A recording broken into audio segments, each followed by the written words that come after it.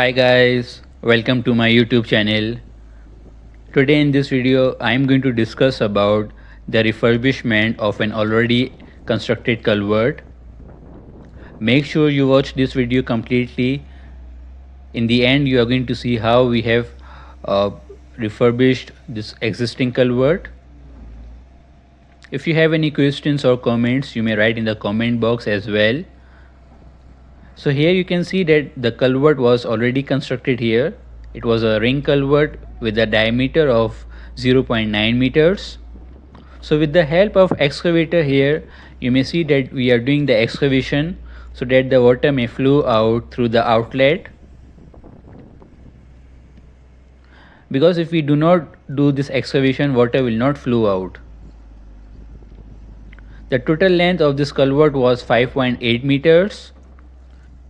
And in order to avoid the soil erosion, we had to introduce the apron, wing walls and the head wall. You can already see that the culvert was filled with some topsoil because wing walls, apron and the head walls were not present. So guys, once we are through with the placement of iron bars, we had done the concreting. We also had done stone pitching here.